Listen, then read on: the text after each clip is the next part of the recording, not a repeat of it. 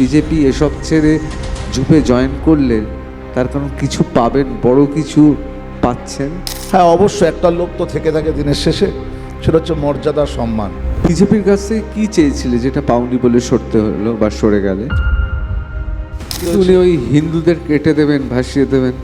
আজকের বর্তমান যিনি শাসক দলের মুখ্যমন্ত্রী আছে তাকে চ্যালেঞ্জ করার মতো একটা মুখও বাংলায় নেই। বিজেপি বা তৃণমূল থাকলে যেই ব্যাকআপটা পাওয়া যেত, যে পেছন থেকে যে একটা বিরাট শক্তি কাজ করত, সেইটার অভাব হচ্ছে এখানে। আমার মনে হয় যতক্ষণ না বাংলাকে ততক্ষণ না জয় করা যাবে, যতক্ষণ না দক্ষিণ কলকাতাকে ভাঙন করতে হবে। মুকুল রায়কে কি মিস করছেন এবারকার নির্বাচনে? ভোট লড়ার অঙ্কটা সেটা মুকুল রায়ের থেকে ভালো, মানে খুব কম ব্যক্তি। আমার মনে হয় তৃণমূল কংগ্রেসের 2011 নির্বাচনে আইপ্যাক ছিল না, কিন্তু কোনো প্যাকই ছিল না। তারপরেও 34 বছরে বামকে পেটি প্যাক করে পাঠিয়ে দেওয়া হয়েছিল। তো সেটা একমাত্র ব্যক্তি, সেটার পিছনে মুকুল রায় ছিল। এই ত্রিমাজকে পরাজিত করতে গেলে, সমুদ্রকে পরিষ্কার করতে গেলে আমার মতে হও ধরমেতে বীর, হও করমেতে বীর, হও হুমায়ুন কবির, নাই ভয়। আমি ঋতব্রত ভট্টাচার্য শুরু করছি বাংলাহান প্রেজেন্টস টাফ টক। টাফ টকে আজকে এমন একজনকে হাজির করব যাকে আপনারা অনেকেই চেনেন, আবার কেউ কেউ বলবেন দেখেই খুব চেনা চেনা লাগছে। লাগারই কথা, তার কারণ পশ্চিমবাংলার গত 1 দশকের বেশি সময় ধরে বিভিন্ন সময় তাকে আমরা নানান ভূমিকায় দেখেছি। কখনো দেখেছি কৈলাস বিজয়বর্গী তাকে নিয়ে একেবারে সামাজিক মাধ্যমে পোস্ট করছেন, কখনো বা মুকুল রায় উচ্ছ্বসিত। আবার অনেকে বলছেন এখন নাকি কোনো একটি পার্টির, যে কোনো পার্টির রাজনৈতিক দলের জেনারেল সেক্রেটারি, সাধারণ সম্পাদক পদ দেওয়া হয় তরুণ ফিটফাট সুবেশ কাউকে। তার কারণ ওই জেনারেল সেক্রেটারি বা সাধারণ সম্পাদক পদে শাসক দলেও রয়েছে সুবেশ লোক। তাই জন্যেই কি বাবান ঘোষ জাতীয় উন্নয়ন পার্টির সাধারণ সম্পাদক? কথা বলতে বলতে বাবান ঘোষ, তাকে আমরা দেখিয়েই দিলাম। বাবান, দীর্ঘদিন ধরে আপনাকে আমরা চিনি, দেখেছি। আমি একদম সরাসরি আপনাকে প্রশ্নে চলে যাই।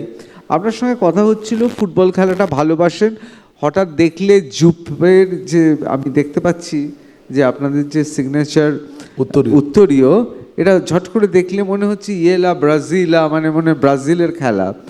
একদিকে তো ক্রিশ্চিয়ানো রোনাল্ডো খুব প্রিয়, আবার অন্যদিকে আপনার প্রিয় মেসিও। রোনাল্ডো যেমন চড়া দামে টাকা নিয়ে, পারিশ্রমিক নিয়ে এখন ইউরোপ ছেড়ে অন্যত্র খেলছে, জুপে কি জয়েন করার কারণটা এটাই? তৃণমূল বিজেপি এসব ছেড়ে জুপে জয়েন করলে তার কারণ কিছু পাবেন, বড় কিছু পাচ্ছেন? ঋতুদা, প্রথমেই ধন্যবাদ তোমাকে এবং আমাদের বাংলাহান্ট এবং টাফটকের সমস্ত শ্রোতা এবং সমস্ত দর্শকদের আমার নতমস্তক প্রণাম। আমি 1 দশকের বেশি তৃণমূল কংগ্রেসটা করেছি এবং তারপরে তৃণমূল কংগ্রেসটা করার আমাদের স্লোগান ছিল মা মাটির মানুষ। তো মা মাটির মানুষের পক্ষ থেকে পরবর্তীকালে আমাদের ট্যাগলাইন ছিল উন্নয়ন। তো উন্নয়নটা লক্ষ্য ছিল। 2011 পরিবর্তন হলো। পরিবর্তন করার পর 1-2 বছরের মধ্যে উন্নয়নটা আস্তে আস্তে ফেড হয়ে গেল। কি এলো? অনুন্নয়ন এলো, তোলাবাজি এলো, কাটমানি। তারপর আমরা যে জনতার জন্য কাজ করার আমাদের সবথেকে বেশি আমি উদ্গ্রীব ছিলাম, যে জনতাকে সার্ভ করার জন্যে, তো আমরা ভারতীয় জনতা পার্টির হাত ধরলাম। তো আমি ভারতীয় জনতা পার্টির হাত ধরে দেখলাম সবকা সাথ, সবকা বিকাশ, সবকা বিশ্বাস ছিল। কিন্তু কোথাও একটা গিয়ে দেখলাম, আমি খুব একটু কাটাছড়াই বলি, আমি একটু বরাবরই বলে থাকি। তো আমি দেখলাম কোথাও মনে হচ্ছে এক শ্রেণী, মানে 2জন গুজরাটি দিচ্ছে, 2জন গুজরাটি নিচ্ছে। আমি এটা ভালো করে ফিল করলাম, যেহেতু আমি কেন্দ্রীয় রাজনীতির সঙ্গে যুক্ত ছিলাম, বহু রাজ্যে ঘুরে আমি বিজেপির প্রচার করেছি। তাতে আমার মনে হচ্ছে যে 2জন দিচ্ছে আর 2জন নিচ্ছে। 2জন কারা সেটা আজকের ভারতবর্ষের মানুষ জানে এবং বাংলার মানুষও জানে। তো দেখলাম আলটিমেটলি জনতার সেভাবে কোনো বিকাশ আমি সেরকম বাংলাও দেখতে পারলাম না, বাংলায় হলো না। তারপরে আমি এমন একজনকে খুঁজে, রাজনীতিতে একজন বিশ্বস্ত লোককে খোঁজা খুব জরুরি, মানে যার হাত ধরে, যে যার বীরত্ব, মানে যে বোল্ডলি কোনো একটা সরকারের বিরুদ্ধে চোখে চোখ রেখে কথা বলতে পারে। সেটা আমি হুমায়ুন কবির সাহেবকে আমি দীর্ঘদিন ধরে চিনিও, এবং দীর্ঘদিন ধরে তার সঙ্গে পরিচয়ও ছিল, এবং আমি ওনাকে ব্যক্তিগতভাবে পছন্দও করি, কারণ সোজা সাপটা খুব ক্লিয়ার কথা বলে। তো যখন তিনি জনতা উন্নয়ন পার্টি করলেন, আমি দেখলাম জনতার প্রতি আমাদের যে দায়বদ্ধতা সেটাও এখানে পূরণ হচ্ছে, আর যে উন্নয়ন নিয়ে আমরা স্লোগান নিয়ে এসেছিলাম সেই উন্নয়নটা এখানে করবার একটা সুযোগ আছে। তো স্বাভাবিকভাবে কোনো কিছুর বিনিময় নয়, কোনো কিছুর আদান প্রদানে নয়, কোনো কিছুর লোভে নয়। হ্যাঁ, অবশ্য একটা লোভ তো থেকে থাকে দিনের শেষে, সেটা হচ্ছে মর্যাদা, সম্মান।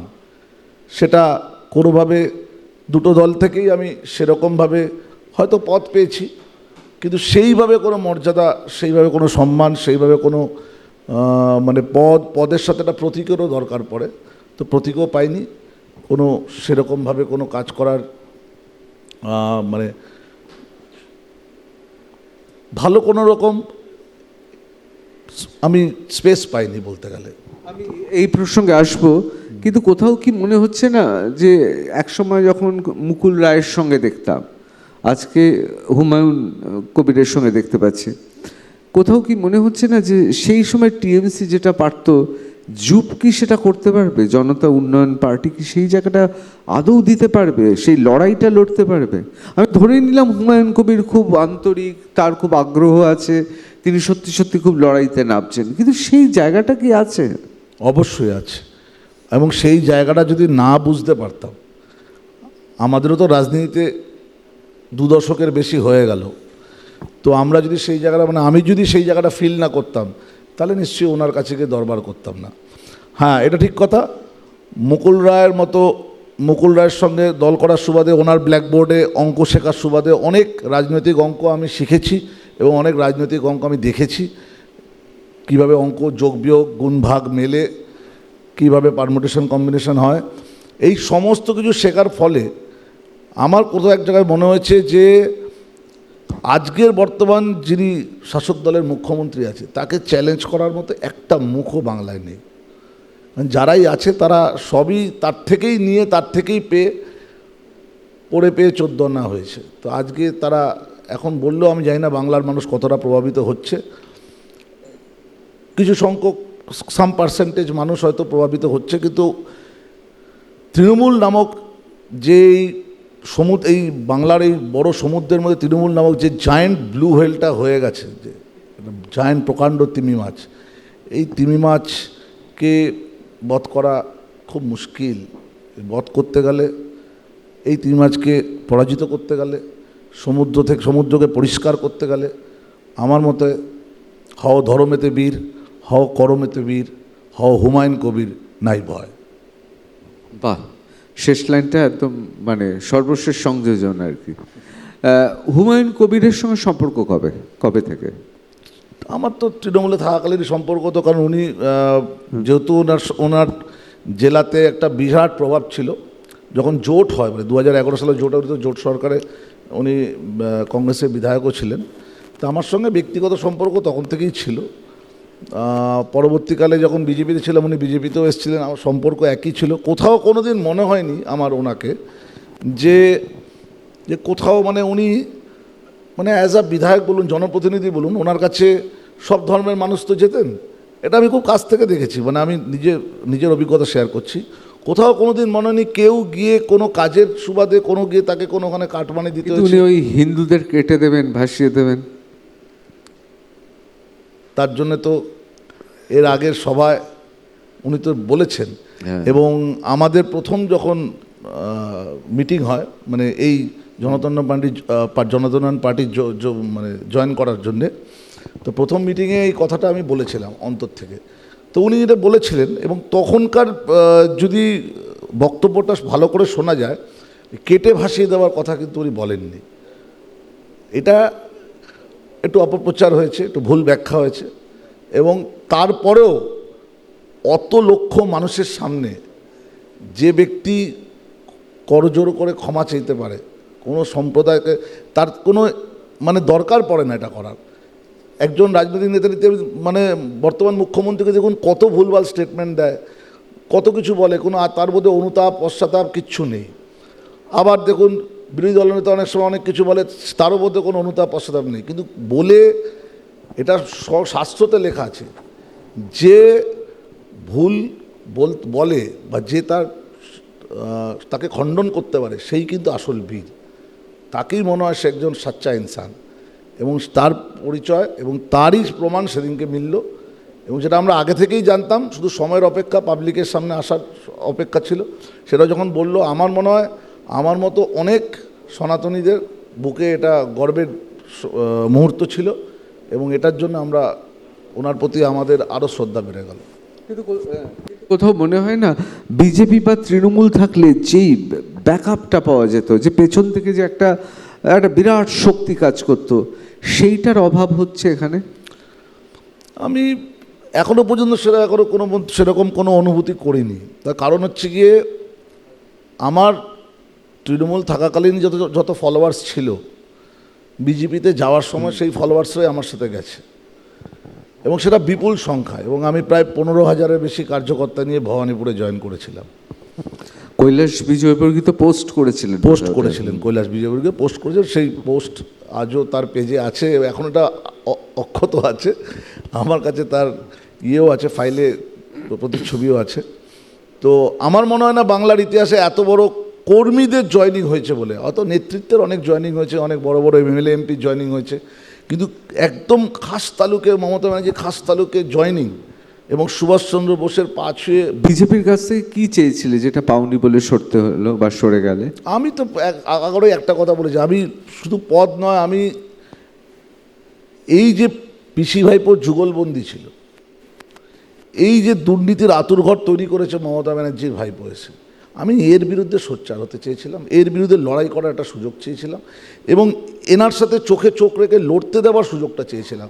কারণ আর যাই করুক, যে করুক না কেন, আমার মনে হয় যতক্ষণ না বাংলাকে ততক্ষণ না জয় করা যাবে, যতক্ষণ না দক্ষিণ কলকাতাকে ভাঙন করে ধরা যাবে।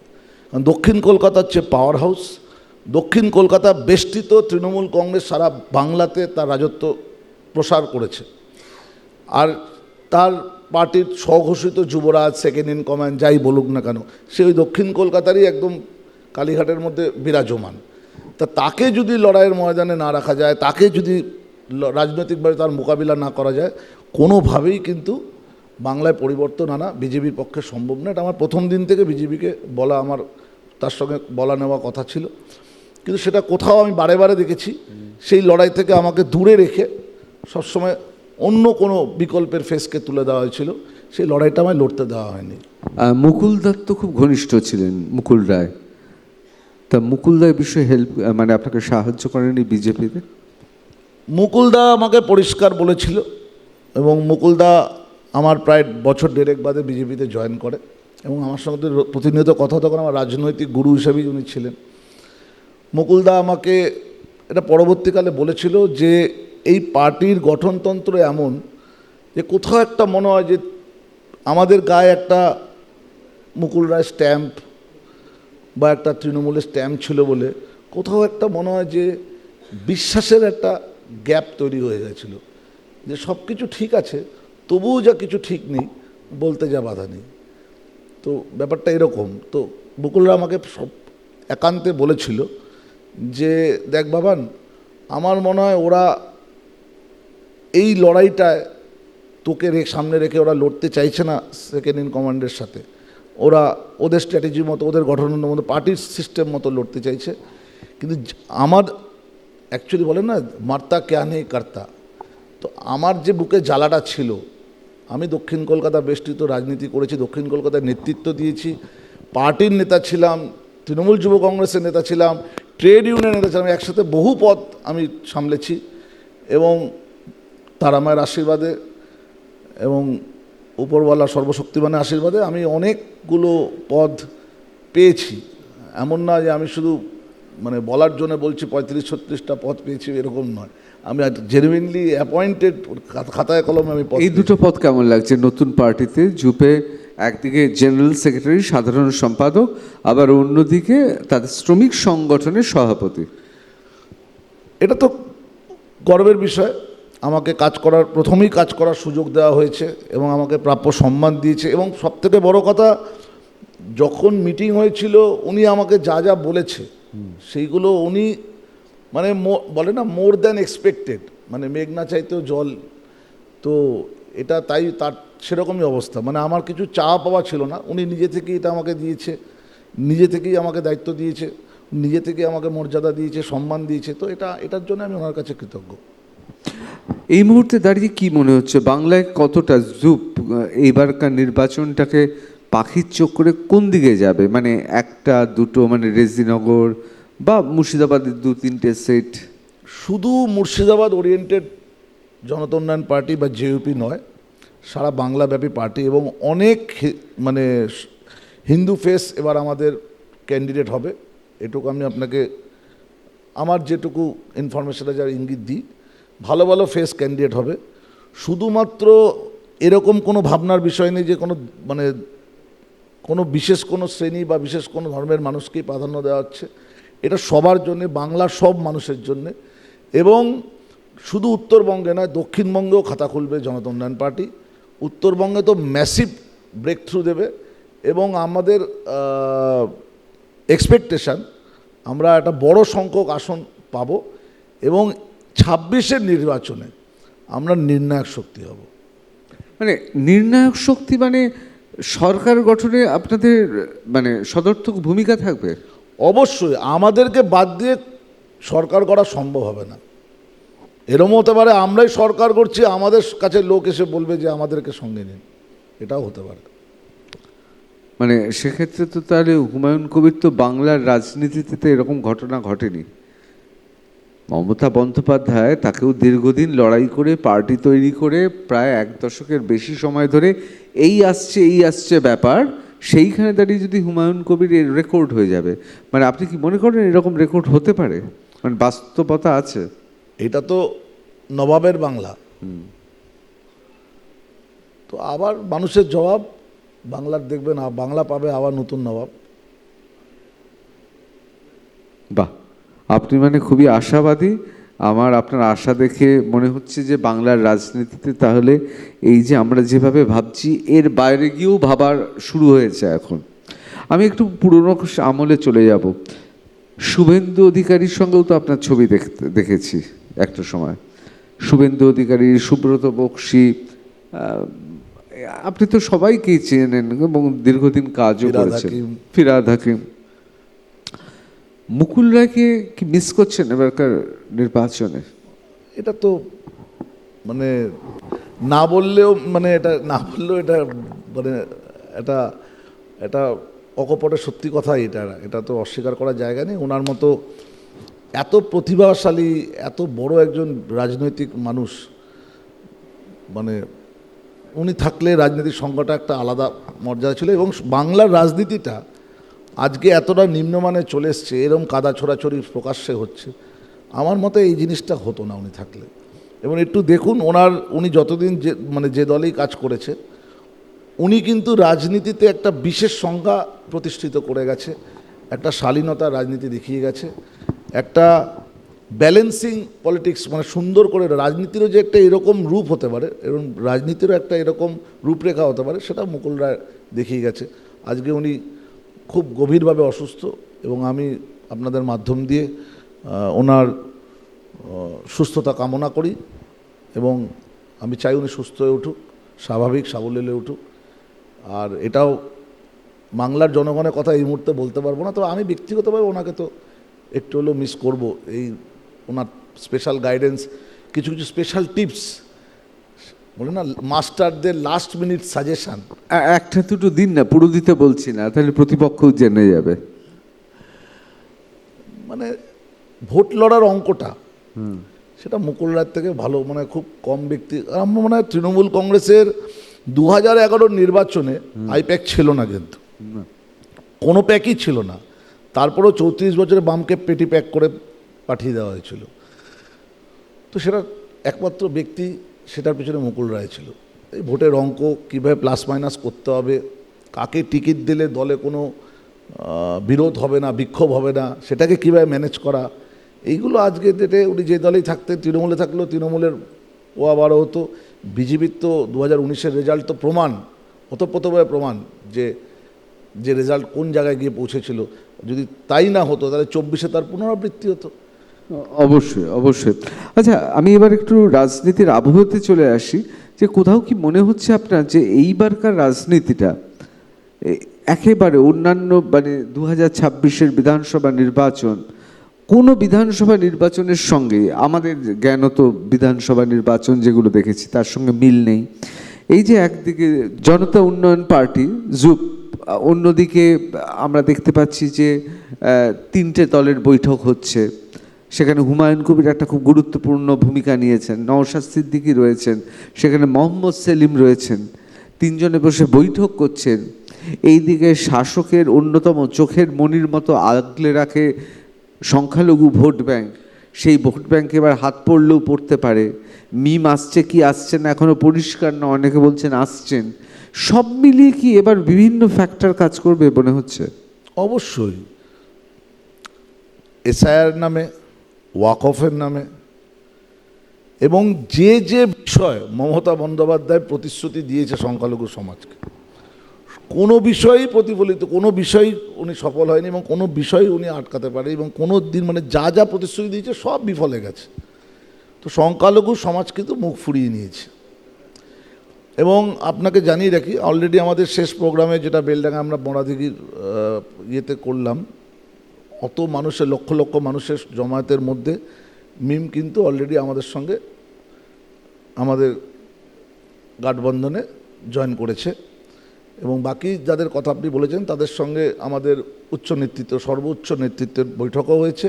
এবং আমরা আশাবাদী, এবং যতটুকু আমার মানে নলেজ অ্যান্ড ইনফরমেশন বলে, যে সবাই আমরা এক মঞ্চে আসলে, কারণ আমার মতে সবাইকে এক মঞ্চে এক ছাতা, একটা যদি আমরা একটা এক ছাতা তৈরি করতে পারি, তবেই বারবার বলছি এই তিমি মাছ বা এই ডাইনোসর এইগুলোকে বধ করার জন্য আমাদের কোথাও কি তৃণমূল কংগ্রেস বা রাজ্যের শাসক কোথাও কি মনে হচ্ছে যে জনতা উন্নয়ন পার্টিকে বিভিন্ন পদে পদে বাধা দেওয়ার চেষ্টা করছে? হ্যাঁ, দিচ্ছে তো। যতক্ষণ না আমাদের প্রোগ্রামে 150-200-র ওপর বাস আটকে রেখেছিল মুর্শিদাবাদে এসপি, যতক্ষণ না আমাদের মাননীয় চেয়ারম্যান সাহেব দাঁড়িয়ে স্টেজে হুঙ্কার দিল, তারপরে সুরসুর করে বাসগুলো আসতে শুরু হয়ে গেল। এবং আপনি একটু খেয়াল করুন, ওই দিনেই মুর্শিদাবাদ এসপিকে কিন্তু রুটিন ট্রান্সফার হিসেবে চেঞ্জ হতে হলো। ধৃতিমান সরকার তার জায়গায় এসপি হয়ে গেল মুর্শিদাবাদে। তো এইটা কি শুধু কাকতালীয় ঘটনা? এটা তো এটাও প্রমাণ করে যে বন্দে মে হ্যায় দম। তো এটাই তো তার প্রমাণ। আর শুধু আমি আবার একটা পরিষ্কার কথা বলছি, মানে এটা ধর্মের রাজনীতি নয়, এবং সংখ্যালঘু সমাজরা এবং বাংলার আপামর মানুষরা কিন্তু একটা পরিবর্তন চাইছে, কারণ যে পরিবর্তন তারা 11তে এনেছিল এখন সেটা বিবর্তন হয়ে দাঁড়িয়েছে। তো সুতরাং এই পরিবর্তনে আরেকটা রিপরিবর্তন কিন্তু দরকার। আর কোনো দিন বাংলায় আমার জ্ঞানত অবস্থা বা আমরা যা শাস্ত্র পড়েছি বা আমরা যা বই পড়েছি, বিভেদ কিন্তু কোনো দিন বাংলায় ছিল না, আর বিভেদ কিন্তু বাংলায় করতে দেওয়া যাবে না। আর আমি একটু মনে করিয়ে দিই একটা ছোট্ট গল্পের মাধ্যম দিয়ে। 1898 সালে এক সন্ন্যাসী, বীর সন্ন্যাসী পরিভ্রমণে বেরিয়েছিলেন। উনি গুলমার্গে গেছিলেন। যখন গুলমার্গে পৌঁছালেন, উনি তখন দেখলেন যে একটি মা তার সন্তানকে এক বাটি খাবার দিয়েছে। সেই খাবারটি মেয়েটি খেতে যাচ্ছে, তখন একটি ক্ষুধার্ত ছেলে এসে বলছে, দিদি দিদি আমায় খাবারটা দেবে, আমি খাবো, আমার খিদে পেয়েছে। মেয়েটি এক মুহূর্ত চিন্তা না করে খাবারটা কিন্তু ছেলেটির হাতে তুলে দেয়। তখন ওই সন্ন্যাসী বলেন তার সহযোগীকে, তার সঙ্গে একজন মহিলা সহযোগী ছিলেন, তাকে বলেন যে কালকে আমি মায়ের পুজো করব, আমি আমার মাকে পেয়ে গেছি। এবং পরের দিন ওখানে মায়ের ওই মেয়েটির পুজো ব্যবস্থা তৈরি করেন। কাশ্মীরি পণ্ডিতরা তৎকালীন গিয়ে তাকে বাধা দিয়েছিলেন, বলেছে আপনি যাকে পুজো করতে চাইছিলেন মাতৃরূপে সে কিন্তু মুসলিম ধর্মের মেয়ে। তখন ওই সন্ন্যাসী বলেছিলেন যে আমি তার মধ্যে ধর্ম দেখিনি, আমি তার মধ্যে আমার মাকে খুঁজে পেয়েছি। এবং আপনাকে আবার শেষ করার সময় বলছি, যার পুজো হয়েছিল সেই মেয়েটি মুসলিম ছিল, যিনি পুজোর উপকরণ সাজিয়ে দিয়েছিলেন উনি একজন খ্রিস্টান ছিলেন, ভগিনী নিবেদিতা। আর ওই বীর সন্ন্যাসী, গর্বিত বীর, যে বলেছিলেন আমি গর্বিত, আমি হিন্দু, স্বামী বিবেকানন্দ ছিলেন। এটাই আমার ভারতবর্ষ, এটাই আমার বাংলা, এটাই আমাদের শিক্ষা। আর এই শিক্ষা নিয়ে আমরা আগামী দিনে পথ চলব। এরপর আমার কোনো কথা বলার নেই, অসাধারণ গল্পটা। শুধু একটা কথাই আপনাকে জিজ্ঞেস করব, অনেকে মনে করছেন যে বাংলায় মুসলিমদের পার্টি হিসেবে জনতা উন্নয়ন পার্টি আসছে, আপনি বলছেন এই পার্টি সবার পার্টি। এটা 100% সবার পার্টি। যদি তা না হতো, আমি একজন জাতে ক্ষত্রিয়, আর বলে ক্ষত্রিয় সমাজ কি রীত চালাই, প্রাণ যায় পর বচন না যায়।